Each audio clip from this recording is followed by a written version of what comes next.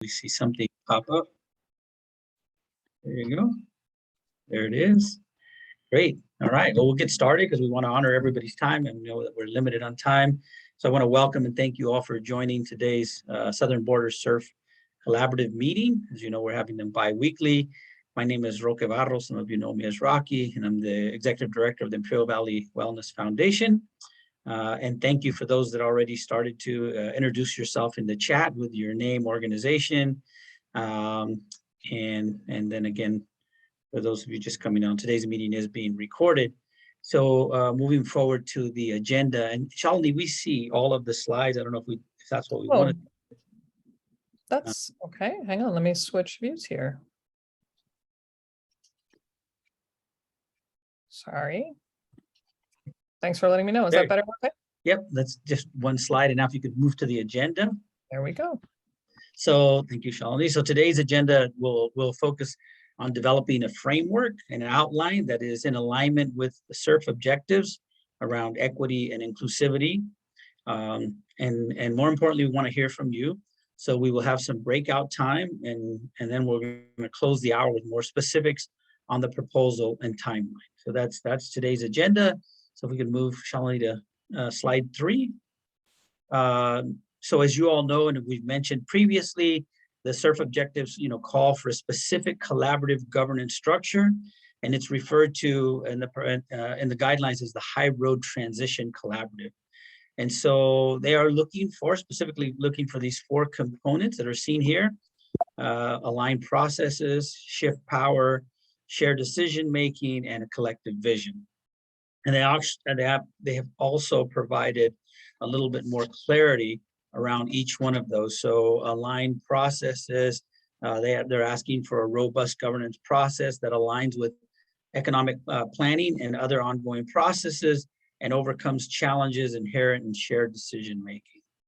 And then for shifts power, they included that they wanted to illustrate a transparent decision-making processes that not only center disinvested communities and impacted workers, but actively shift decision-making power to those groups. So it's a big one there. And then shared decision-making, they want no individual member has more decision-making power than the other.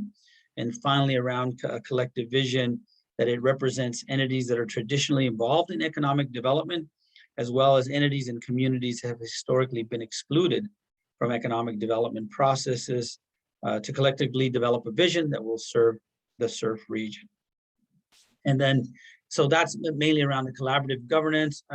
They also give more specific directions under outreach and engagement. As you can see here, they want a balanced outreach that disrupts business as usual, a diverse engagement, the representative of regional diversity across sectors, subject matter expertise, lived experience, and generational perspectives. And then they talk about an inclusive table building, which is accountable to and addresses the needs of disinvested communities in a transparent manner. And so today, as I said, we're going to be focusing, on the framework. And so that framework, one of the things that's really critical is that it is in alignment with the CERF. I mean, all of these, we say values, principles, and practices, but they refer to them as the CERF objectives. And so the work that's been up to this point around that framework is in alignment and very closely followed by these values, principles, and practices. And I know we've shared some of this in the past, but just want to sort of do this as a reminder for you. And so I'm going to go ahead and turn this over to Shalini, that will take us then, we'll talk about the leadership group and the framework. And the leadership group, again, is something that they provided a lot of guidance around. So Shalini.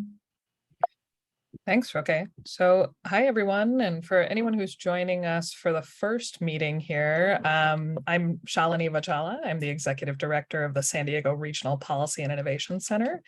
And Roque just walked through a recap of the CERF objectives and guidelines, which were released just before the Memorial Day holiday on May 26th.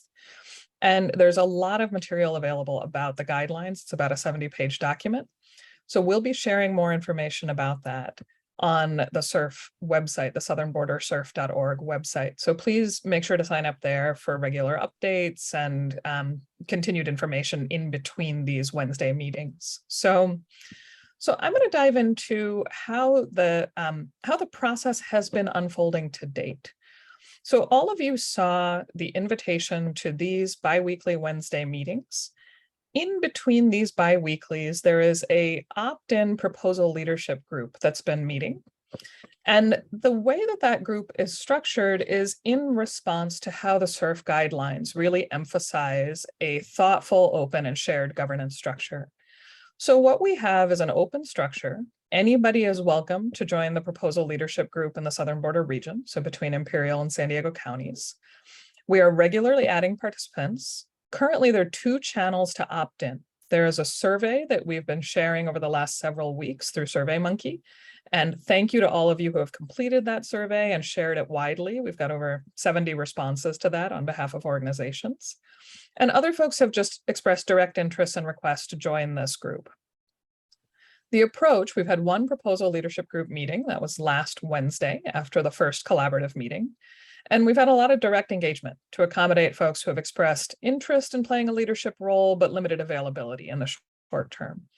So anybody who is interested in playing a more active leadership role on this process, please don't hesitate to reach out to my colleague, Teddy, who is TEDI@sdrpic.org. So you can reach out via the chat as well. And you'll be sent invitations to weekly meetings for this group.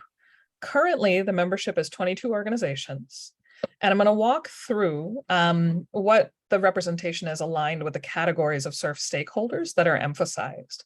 But really, this group is designed to help do the work in between these meetings. So everything you're seeing on these slides has emerged from discussions among these organizations. Right.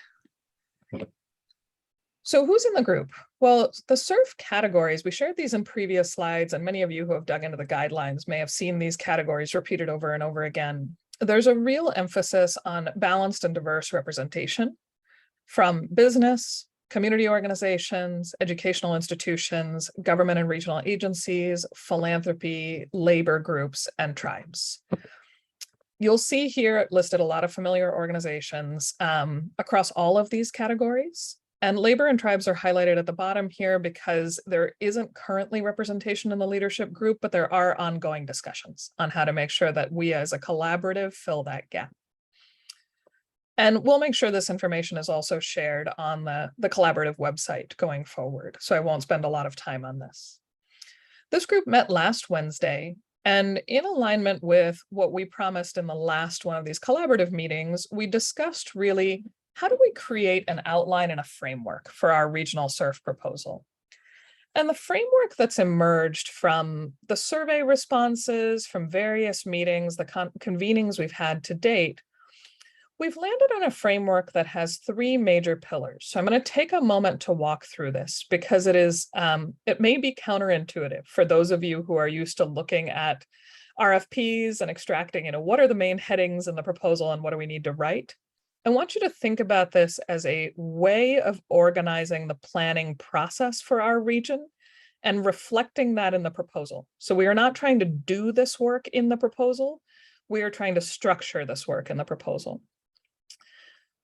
One of the things that's emerged very strongly in our CERF conversations to date around the CERF objectives that Roque shared is that there's a real need to connect bottom-up community expression of needs and values with ideas that emerge from a lot of different sources, community-supported solutions, innovations from academia, from government, to projects, capital projects, the kinds of things that we would expect to see in the implementation phase.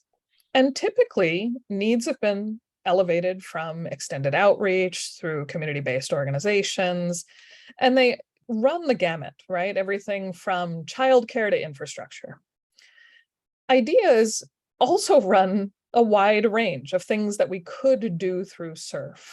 What this framework is designed to do is to connect needs to ideas to projects so that we have a way of organizing the kinds of things that we need extra planning funds for. What are the promising ideas that respond to community needs that need additional pre-development support?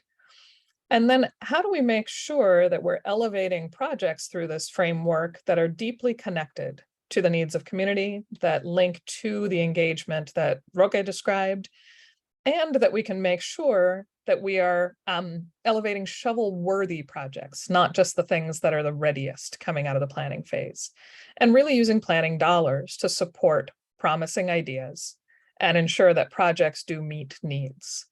So this framework is very general, and I think it's helpful to walk through a couple examples to anchor you all. And what we'd like to do is walk through these examples, take any questions, and then move to breakout discussions so that you all can noodle on this a little bit more and think through how we can improve this framework as a group.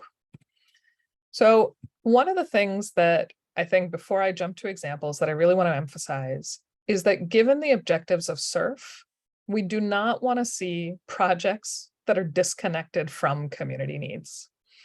And we really need a system for making sure that this is an iterative cycle, that we're able to get values and needs-driven projects that elevate community-supported solutions and then help us refine our identification of needs and values over time. So what does this look like in practice? Roque gave a great example in some earlier discussions and with a proposal leadership group of the community of Nyland, which is about 800 residents in Imperial County with a 60% poverty rate. One of the needs that's been elevated through discussions with the community is a real need for 5-day-a-week health services. Currently, there's only 1-day-a-week availability. So what are the ideas that could be responsive to that? Well, everything from expanding clinic hours and services to new telehealth programs. What does it look like to translate those ideas to projects? Well, there are a number of things that have been developed or in progress or could benefit from additional support. And those range from, you'll see all of these with question marks, funding for more staff and services, investing in a mobile clinic, or expanding hours and services. So this is really how this framework could translate to practice, where you have a community identify a need. The community could also identify ideas and projects, but those could also come from other places if there's an innovative solution that could be supported to meet the need. I'll give another example from San Diego County. This was a conversation with folks in Barrio Logan who were very, very thoughtful about the deep need for better bridge and traffic safety to prevent injuries and deaths in the community from traffic accidents. Lots of ideas that could help deal with that. And they range from structural changes to operational changes.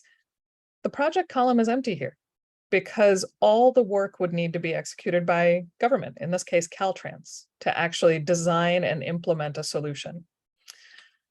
What's interesting, though, is that this gives us an entry point for really lifting up. What are the important needs? Where do the ideas come from that connect to those needs? And then how can we ensure that CERF enables really thoughtful project design? So I'm going to pause here and pass it back to Roque to share a few more thoughts and examples before we head into breakout sessions with all of you. Back to you, Roque.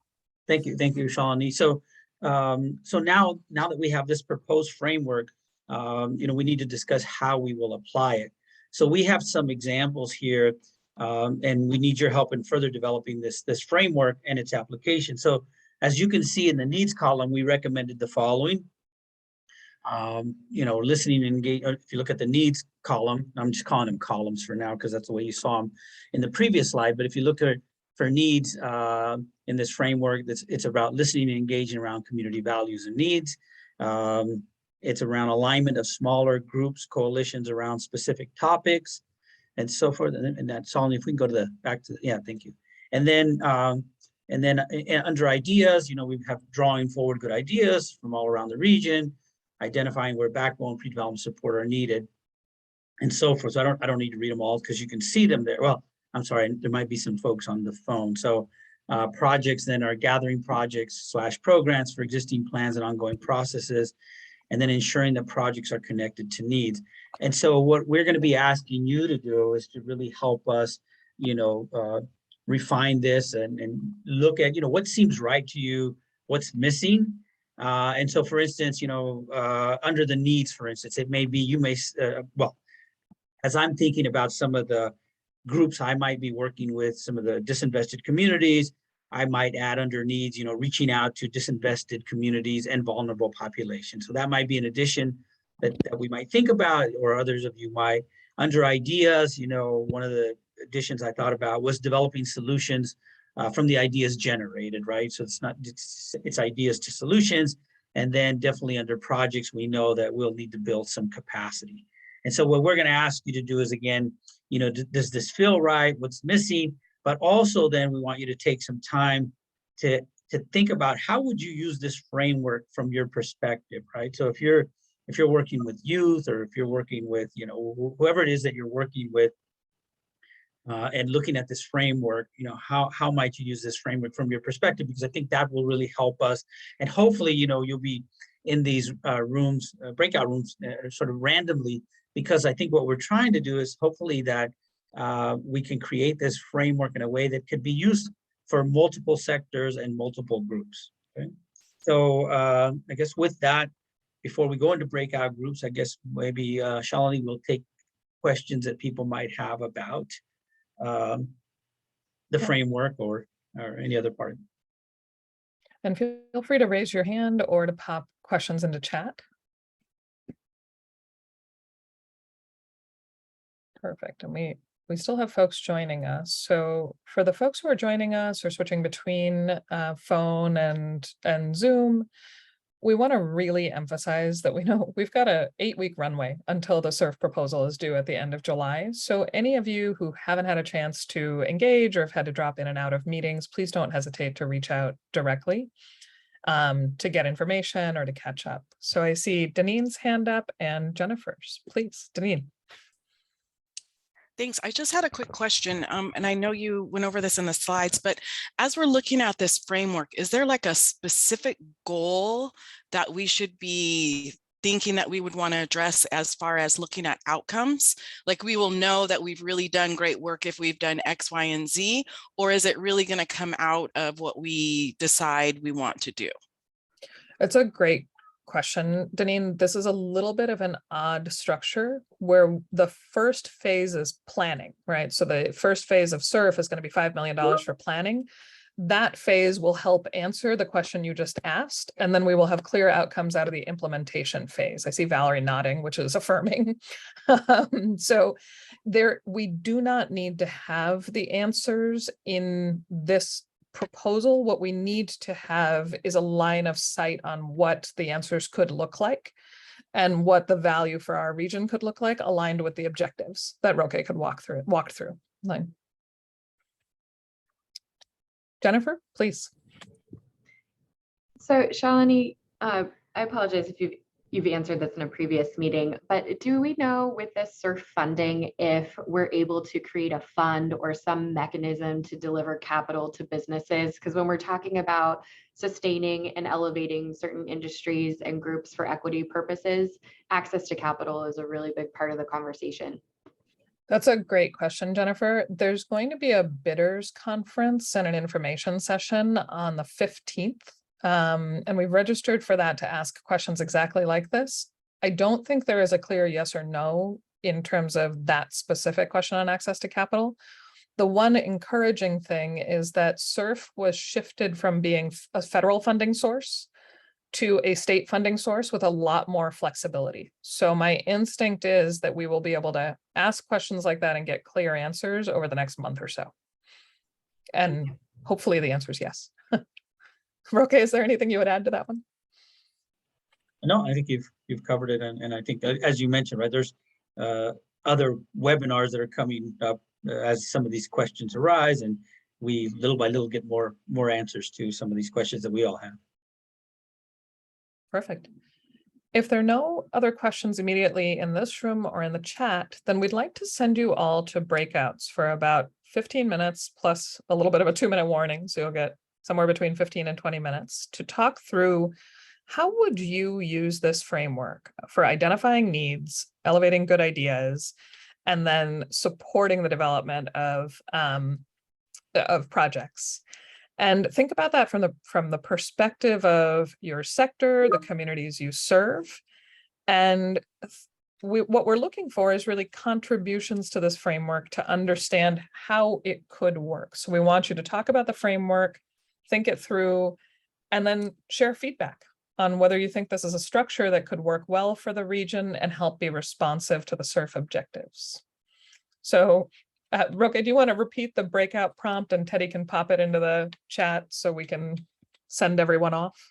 Sure. Yeah. So two things that we want you to do. One is, looking at the framework, what feels right and what is missing. Some input on that. And then secondly is, how would you use this framework from your perspective? As you think about your constituency, I think that will help.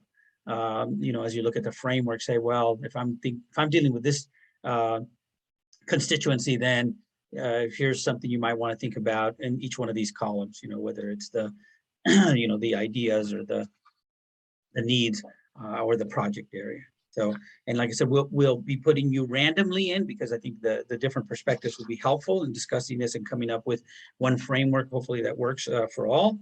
And you'll have, as Shalini said, 15 minutes and then maybe a couple of minutes notice on that. And we ask that you, we'll have time to report out. So we ask that somebody, hopefully in your group, we don't want to prescribe that, but somebody in your group takes some notes, and then somebody in your group will report out as well. Okay. Perfect. So Min, if you could send us off into breakout rooms. If anyone ends up solo in a breakout, please pop back into the main room. You'll be reassigned. And we'll look forward to the discussion.